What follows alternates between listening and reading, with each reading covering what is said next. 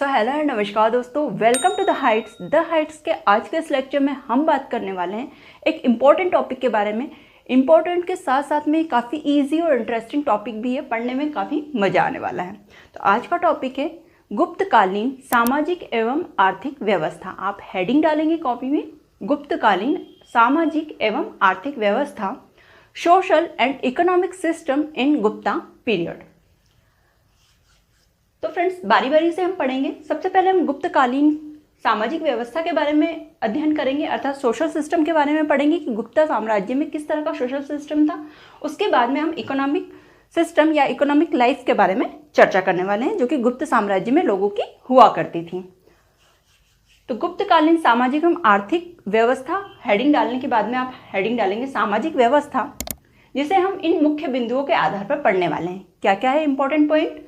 वर्ण व्यवस्था, जाति व्यवस्था, स्त्रियों की दशा, दास प्रथा, शिक्षा व्यवस्था, वेशभूषा, खान पान एवं मनोरंजन। ये कुछ ऐसे इंपॉर्टेंट बिंदु है या इंपॉर्टेंट पॉइंट हैं जिनके आधार पर हम गुप्तकालीन सोशल सिस्टम सामाजिक व्यवस्था को अध्ययन करने की या उसे समझने की कोशिश करेंगे।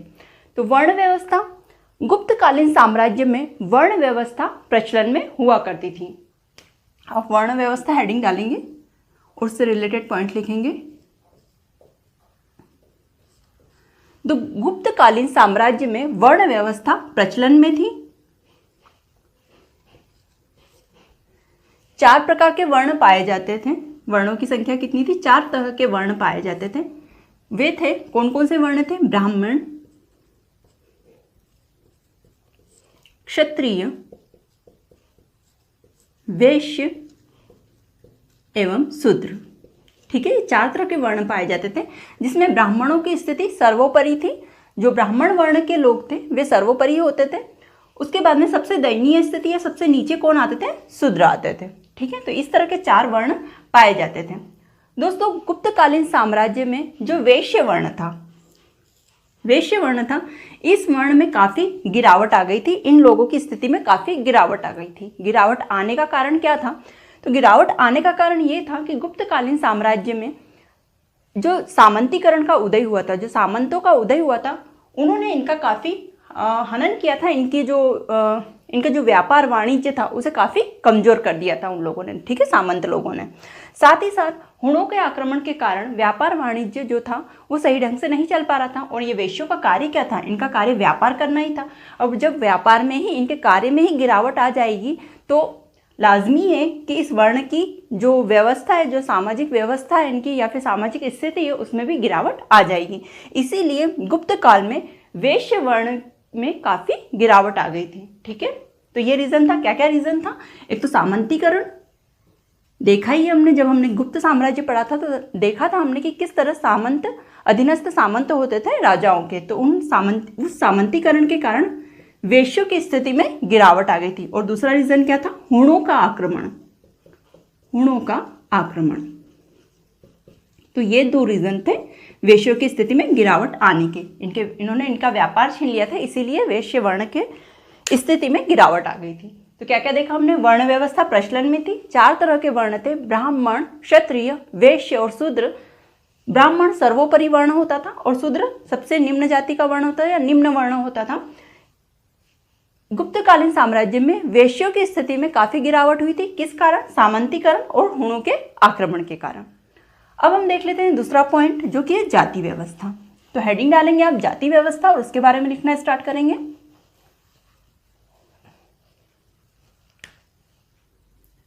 जाति व्यवस्था। गुप्तकालीन समाज में जाति व्यवस्था भी प्रचलन में आई। क्यों? क्योंकि इस समय पर अनुलोम प्रतिलोम विवाह काफी मात्रा में हुए थे। किस तरह का विवाह हुआ था? अनुलोम प्रतिलोम विवाह।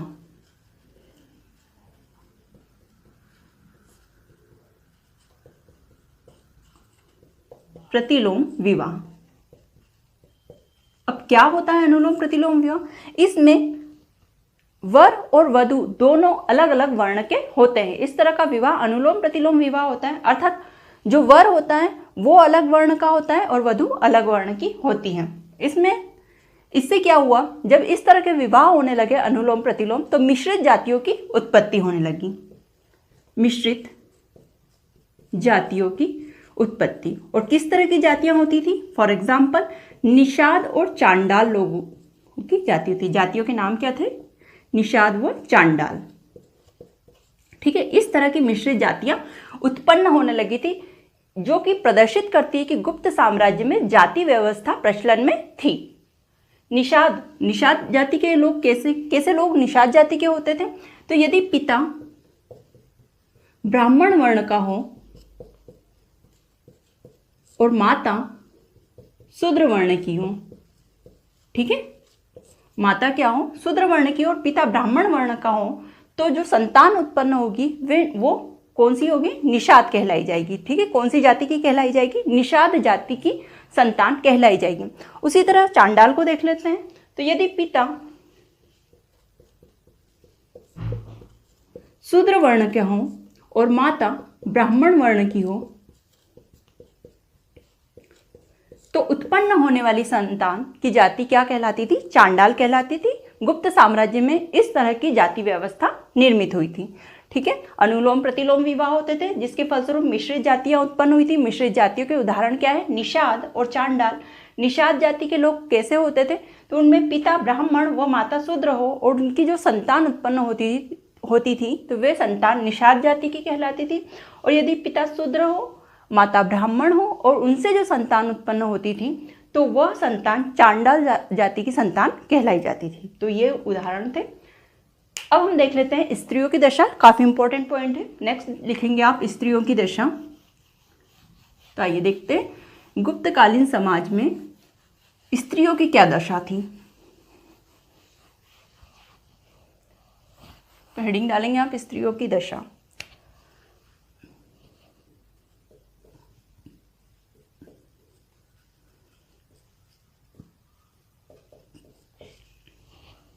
तो दोस्तों, गुप्तकालीन साम्राज्य में स्त्रियों की दशा में काफी गिरावट आई थी। ठीक है, उनकी दशा काफी दयनीय हो गई थी, काफी खराब हो गई थी। तो पहला पॉइंट तो आप लिखेंगे स्त्रियों की दशा में काफी गिरावट आई थी। गिरावट। गुप्तकालीन समाज में बाल विवाह, पर्दा प्रथा और सती प्रथा जैसी कुप्रथाएं प्रचलन में थी। बाल विवाह, ठीक है, जो नाबालिग विवाह होते हैं उन्हें बाल विवाह कहा जाता है। बाल विवाह, पर्दा प्रथा अर्थात घूंघट वगैरह करना, ये पर्दा प्रथा, और सती प्रथा अर्थात पति की मृत्यु के बाद में पत्नी को भी क्या कर देते थे? दाह संस्कार कर देते थे पति के साथ में। ये थी सती प्रथा। किसी भी लेडीज का यदि पति उसका हस्बैंड, उसकी डेथ हो जाती थी तो हस्बैंड के साथ में पत्नी को भी क्या करते थे? वाइफ को भी दाह संस्कार कर देते थे उसका भी। तो ये प्रथा क्या कहलाती थी? सती प्रथा कहलाती थी। तो गुप्तकालीन समाज में बाल विवाह, पर्दा प्रथा और सती प्रथा जैसी कुप्रथाएं प्रचलन में थी।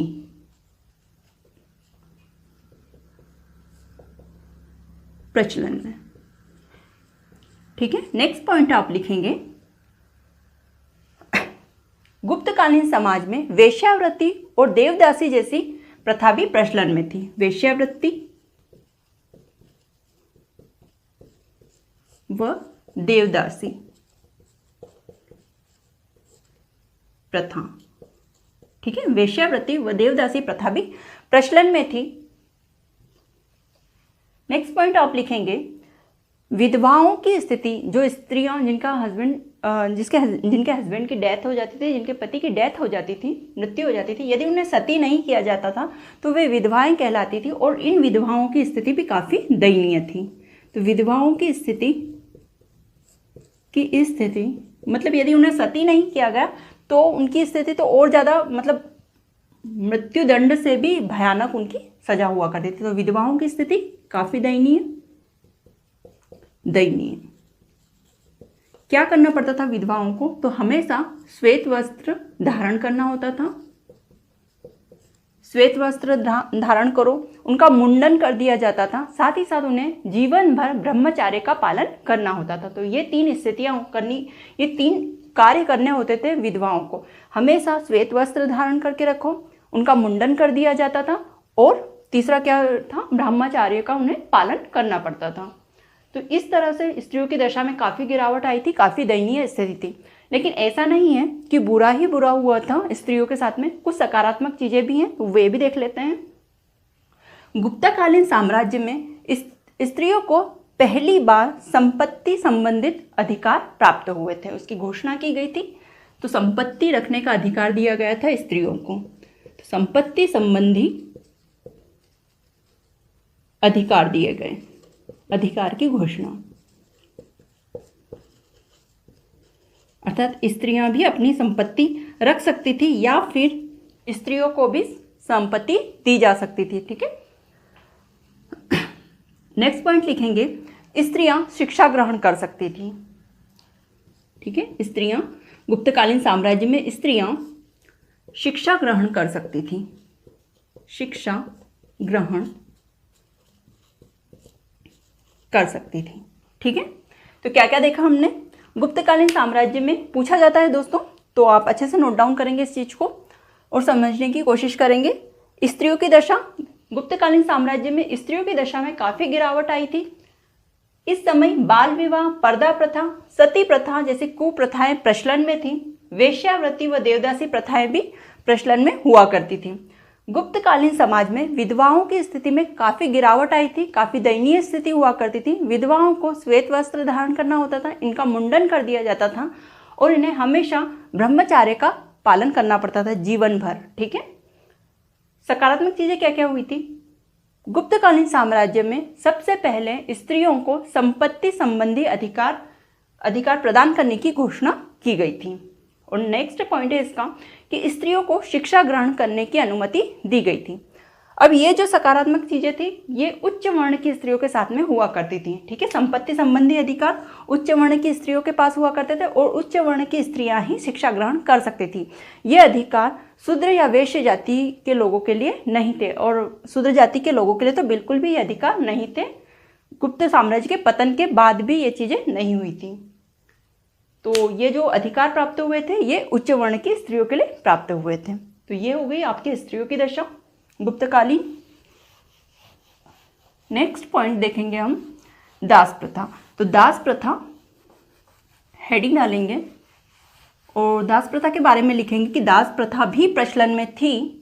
गुप्तकालीन साम्राज्य में दास प्रथा प्रचलन में थी, लेकिन गुप्त काल का जब अंतिम समय आ गया था, गुप्त साम्राज्य के अंतिम समय में दास प्रथा में शिथिलता आ गई थी। क्या आ गई थी? शिथिलता आ गई थी, शिथिलता। ठीक है, तो ये दास प्रथा के बारे में अब बात हो गई। क्या क्या देखा हमने देखा दास प्रथा के अंतर्गत दास प्रथा, गुप्तकालीन साम्राज्य में दास प्रथा प्रचलन में थी, लेकिन गुप्त साम्राज्य के अंतिम समय में दास प्रथा में थोड़ी शिथिलता आ गई थी, मतलब वो खत्म होने लगी थी। नेक्स्ट पॉइंट है हमारा शिक्षा व्यवस्था। शिक्षा व्यवस्था डालेंगे आप हेडिंग दास प्रथा के बाद में। शिक्षा व्यवस्था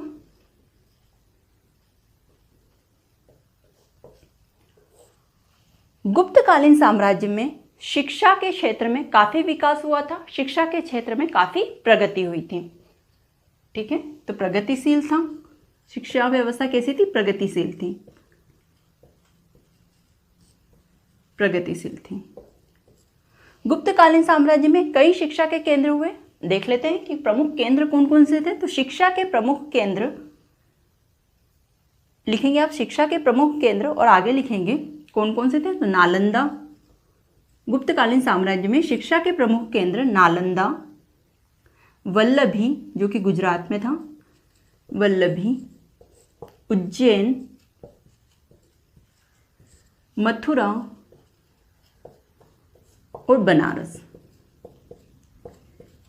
ये कुछ ऐसे स्थान थे, ये कुछ ऐसे जगहें थी जहां पर गुप्तकालीन साम्राज्य में शिक्षा के बड़े बड़े केंद्र खोले गए थे। नालंदा विश्वविद्यालय जैसे खोला गया था बिहार में, तो नालंदा, वल्लभी, उज्जैन, मथुरा, बनारस, ये कुछ ऐसे शिक्षा के प्रमुख केंद्र हुआ करते थे गुप्तकालीन साम्राज्य में।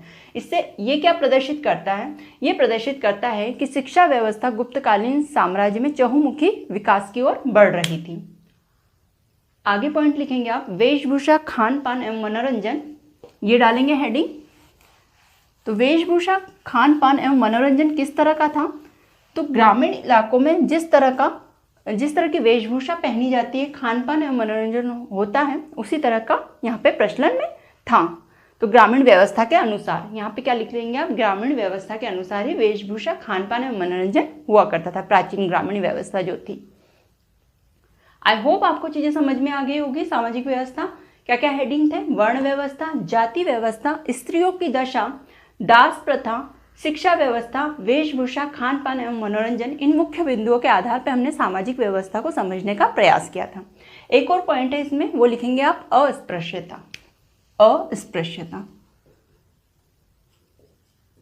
तो गुप्तकालीन समाज में अस्पृश्यता भी प्रचलन में थी। अस्पृश्यता में क्या होता है, मतलब कि छुआछूत, ठीक है, निम्न जाति के लोगों को छुआ नहीं जाता था और क्या किया जाता था, इन्हें नगर से बाहर रखा जाता था। मतलब इनका जो घर होता था निम्न जाति के लोगों का, वो नगर से बाहर हुआ करता था दोस्तों।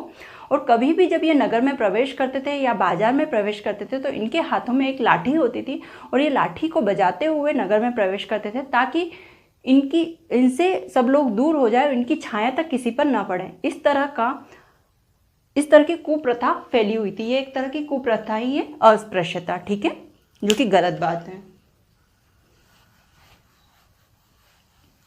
तो दोस्तों इस तरह की सामाजिक व्यवस्था थी गुप्तकालीन साम्राज्य में।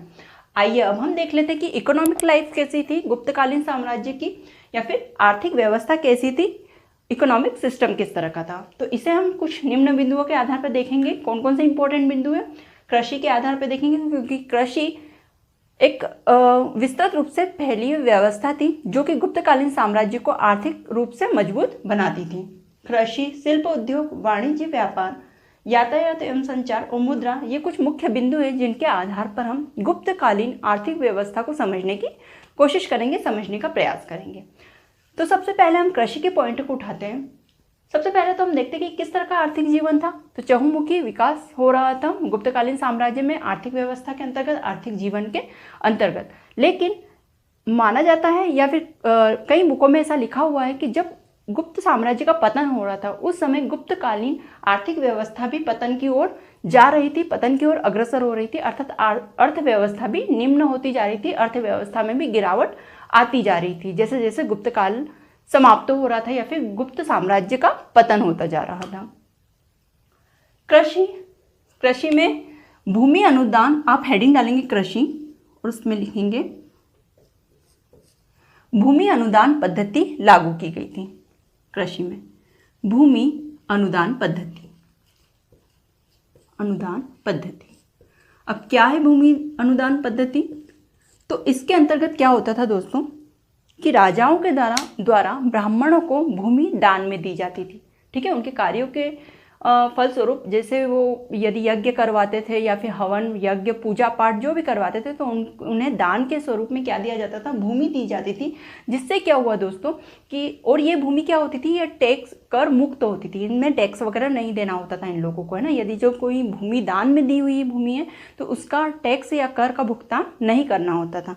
इससे क्या हुआ दोस्तों, इससे कृषि में विस्तार हुआ, अर्थात कृषि क्षेत्र बढ़ा। तो भूमि अनुदान पद्धति थी जिसका परिणाम क्या निकला, कृषि विस्तार हुआ, है ना, कृषि क्षेत्र में विस्तार हुआ। कृषि क्षेत्र में विस्तार हुआ अर्थात इन वर्ण के लोगों या फिर ब्राह्मण वर्ण के लोगों की स्थिति में क्या हुआ, सुधार हुआ और ये और ज्यादा सुदृढ़ हो गए।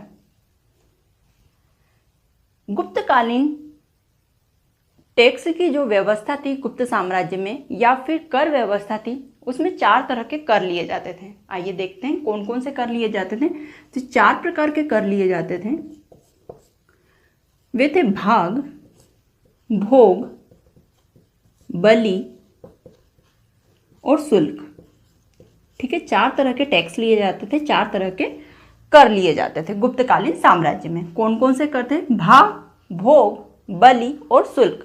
भाग किसे कहा जाता था, तो भू राजस्व, अर्थात कृषि के दौरान जो उत्पादन होता था और उत्पादन में जो उत्पादन के तौर पे जो कर लिया जाता था साम्राज्य के द्वारा, शासन व्यवस्था के द्वारा, उसे भाग कहा जाता था, अर्थात भू राजस्व को, ठीक है, जो रेवेन्यू लिया जाता था उसे भाग कहा जाता था, भू राजस्व कर।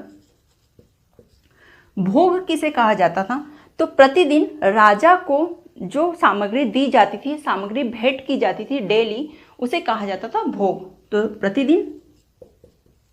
प्रतिदिन राजा को दी जाने वाली सामग्री को भोग कहा जाता था। ठीक है। बलि, जो धार्मिक कर था उसे बलि कहा जाता था, उस कर को धार्मिक कर को बलि कहा जाता था। और शुल्क, चुंगी कर को शुल्क कहा जाता था, चुंगी कर। ठीक है। तो एक एक चीज को हम समझेंगे। कितने प्रकार के कर थे गुप्तकालीन साम्राज्य में? तो 4 प्रकार के टैक्सेस हुआ करते थे, 4 प्रकार के कर हुआ करते थे। भाग अर्थात भू राजस्व कर, भूमि के बदले दिया जाने वाला टैक्स या भूमि पर उत्पादन के फलस्वरूप दिया जाने वाला टैक्स। भोग, प्रतिदिन राजा को दी जाने वाली सामग्री, मतलब कुछ न कुछ सामग्री रोज डेली देना होती थी, डेली पहुंचाना होती थी राज दरबार में, उसे भोग कहा जाता था उस टैक्स को। ठीक है, कंपलसरी था, सभी को देना पड़ता था। नेक्स्ट प्रकार है बलि। बलि धार्मिक कर को कहा जाता था, धर्म के लिए दिया जाने वाला कर बलि कहलाता था। शुल्क, चुंगी कर को कहा जाता था। चुंगी कर क्या होता है फ्रेंड्स? जब किसान बाजार में अपनी वस्तुओं को बेचने के लिए आता था, तो बाजार में अपनी वस्तुओं को बेचने देने के लिए जो अनुमति दी जाती है वो चुंगी कर चुका कर ली जाती है वो अनुमति। ठीक है, जो बाजार की व्यवस्था करते हैं उन लोगों को ये कर दिया जाता था, ये शुल्क दिया जाता था, तभी वो एंट्री करने देते थे बाजार में और सामान जमाने देते थे बिक्री करने के लिए। ठीक है, तो इस तरह का कर क्या कहलाता है? चुंगी कर कहलाता है। आई होप आपको चीजें समझ में आ गई होगी। अब दोस्तों, जब कर व्यवस्था इतनी सुदृढ़ थी गुप्तकालीन साम्राज्य में, तो ये क्या दर्शाता है? ये प्रदर्शित करता है कि कृषि अर्थव्यवस्था गुप्तकालीन साम्राज्य में चरमोत्कर्ष पे थी, चहुमुखी विकास कर रही थी, तभी लोग इतने सारे कर चुका पाते थे। तो ये सारे उदाहरण है, ये सारी चीजें क्या दर्शाती है? ये दर्शाती है कि कृषि अर्थव्यवस्था काफी अच्छी थी गुप्तकालीन साम्राज्य में। कृषि में और क्या हुआ था? तो गुप्तकालीन साम्राज्य में कृषि के क्षेत्र में नवीन तकनीकों की सिंचाई की करवाई जाती थी, नवीन तकनीकों की सिंचाई की व्यवस्था करवाई गई थी। साथ ही साथ सिंचाई के कई साधनों का विकास किया गया था, डेवलपमेंट किया गया था। सिंचाई के कई साधनों का विकास, उसका उदाहरण है, आप पहले लिखेंगे नवीन सिंचाई की तकनीक व सिंचाई साधनों का विकास करवाया गया था। और सिंचाई साधनों के विकास में एग्जाम्पल लिखेंगे आप, स्कंदगुप्त के द्वारा सुदर्शन झील का पुनरुद्धार करवाना, है ना? कौन सी झील? सुदर्शन झील का रिनोवेशन करवाना। कई बार पढ़ लिया है हमने इसे। और स्कंदगुप्त जब हमने पढ़ा था गुप्त साम्राज्य में स्कंदगुप्त के बारे में, वहां पर भी इस बारे में हमने चर्चा की थी कि उन्होंने सुदर्शन झील को रिनोवेट करवाया था, पुनरुद्धार।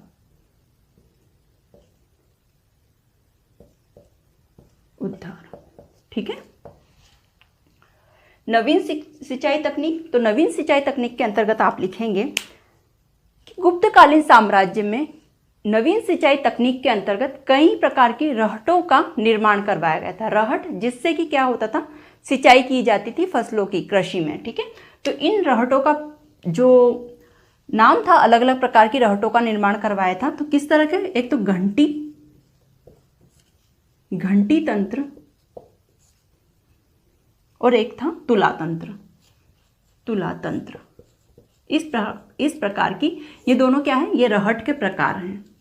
ठीक है, तो इस प्रकार की रहटों का निर्माण करवाया गया था, जो कि नवीन सिंचाई तकनीकों के अंतर्गत आती थी। तो एक गुप्तकालीन साम्राज्य में ये तकनीकें निकाली गई थी, घंटी तंत्र और तुला तंत्र की रहटों का निर्माण करवाया गया था। तो ये हो गई सिंचाई संबंधी क्या क्या सुधार करवाए गए थे गुप्तकालीन साम्राज्य में।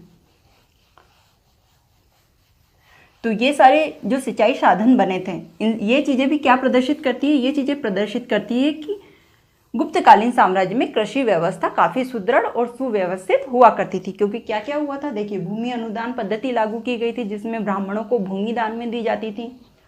भूमि कर, अलग अलग प्रकार के टैक्सेस हुआ करते थे भूमि के ऊपर, क्योंकि कृषि ही मुख्य व्यवसाय के रूप में गुप्त साम्राज्य में उभर कर आई थी।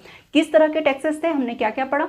भाग, भोग, बलि और शुल्क के समान कर हुआ करते थे। इस टाइप्स के टैक्सेस हुआ करते थे उस समय पे।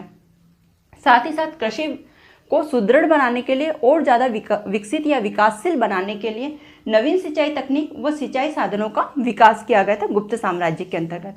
ठीक है, नवीन सिंचाई तकनीक में कई प्रकार की रहटों का प्रयोग किया जाता था, जैसे घंटी तंत्र व तुला तंत्र।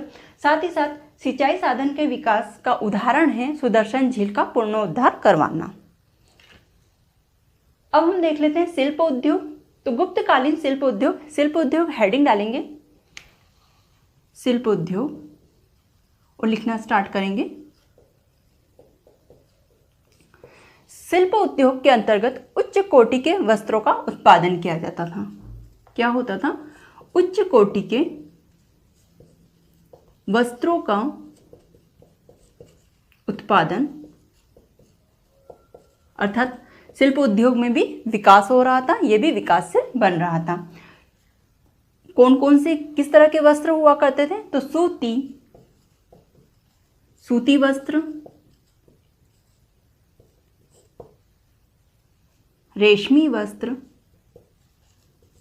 व ऊनी वस्त्र, इस तरह के वस्त्रों का उत्पादन होता था। सूती वस्त्र, रेशमी वस्त्र और ऊनी वस्त्रों का उत्पादन किया जाता था। तो उच्च कोटि के वस्त्रों का उत्पादन होता था शिल्प उद्योग में, अर्थात ये शिल्प उद्योग भी विकास कर रहा था, विकसित हो रहा था।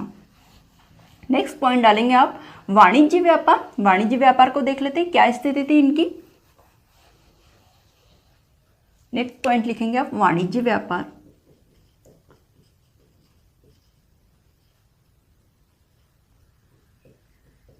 तो वाणिज्य व्यापार भी काफ़ी विकसित हो रहा था, लेकिन फिर भी जब हुणों के आक्रमण हुए थे गुप्त साम्राज्य में और सामंतीकरण बढ़ा था, तो वाणिज्य व्यापार में थोड़ी सी गिरावट आ गई थी, जिससे वेश्यों की स्थिति में भी गिरावट आई थी। लेकिन फिर भी वाणिज्य व्यापार संभल गया था और विकास कर रहा था। तो विकासशील था वाणिज्य व्यापार भी।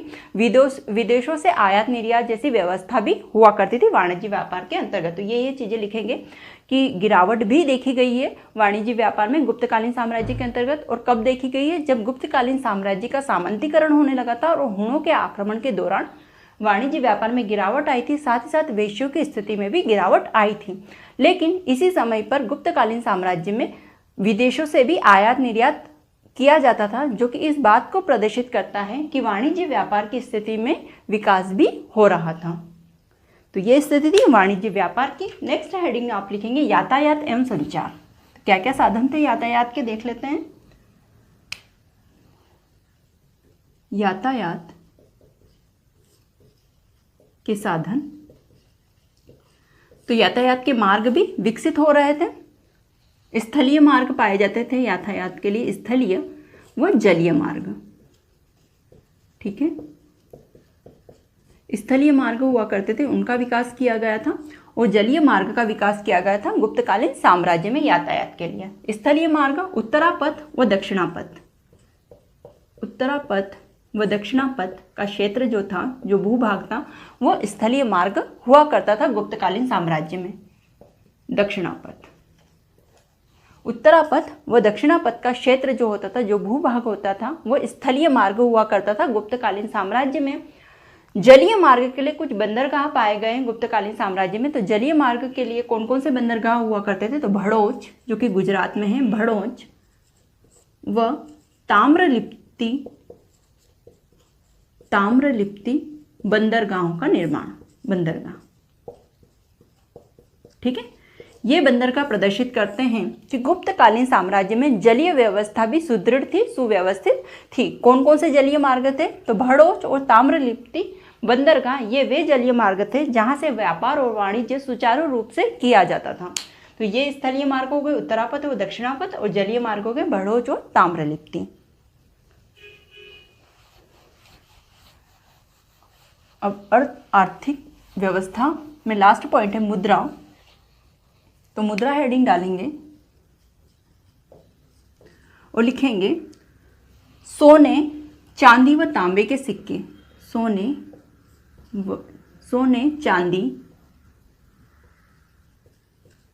चांदी व तांबे के सिक्के,